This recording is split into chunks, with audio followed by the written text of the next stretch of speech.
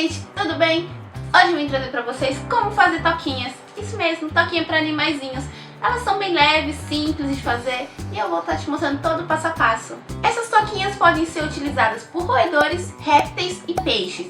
No caso, como todo material utilizado é atóxico, não faz nenhum mal ao animal. Primeiramente, você vai precisar de Durepoxi. Para essa primeira casinha, levou uma caixa e meia de Durepoxi.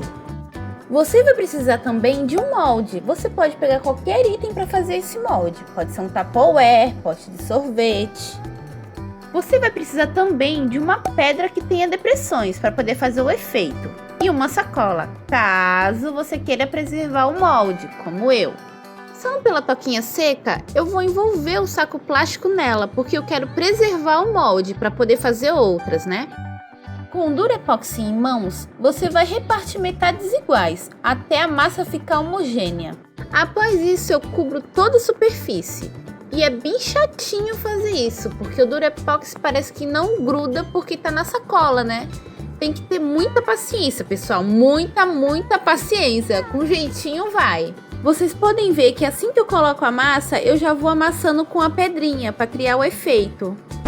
Alerta! Alerta! Devo lhe dizer para tentar não fazer mais de uma toca por dia, ou outras coisas relacionadas ao Durepoxi, porque ele pode irritar a pele, provocando alergia e provocar lesões oculares.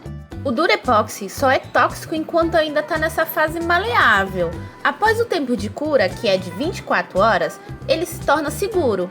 Na segunda etapa, vamos precisar de tintas atóxicas. Ou seja, caso ingerida ou o animal fique perto, ele não vai se intoxicar.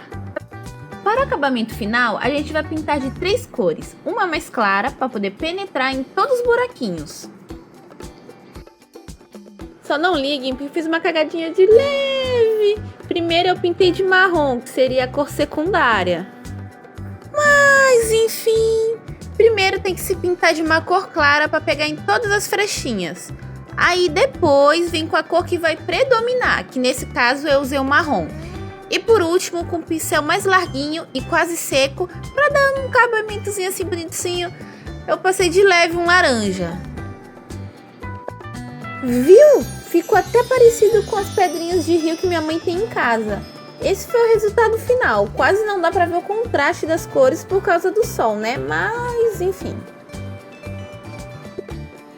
O segundo exemplo de toquinha pode ser usado como toca úmida ou toca para banho seco.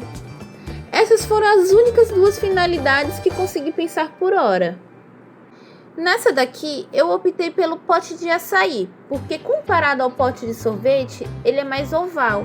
Achei que ficaria mais bonito. Eu não quero que seja uma altura tão grande assim, então eu vou e corto. O processo é o mesmo, tá? É ensacar e ir colando, tanto que eu vou até pular essa parte. A tampa, eu cobri ela toda, mas deixei uma abertura para o animal passar. Aí vem a pergunta, por que essa toca é ideal para toca úmida ou banho seco? Bom, tanto o musgo esfagno como o pó de banho vai ser muito difícil de jogar para cima, mas não impossível, que eles fazem umas artimanhas que, nossa... Enquanto que, se a abertura fosse embaixo, seria mais fácil do conteúdo da toca sair. Entendeu? E para facilitar a limpeza, você pode deixar o pote molde dentro dele mesmo, que como é plástico, é só lavar que fica novinho. E esse é o resultado final. Tcharam!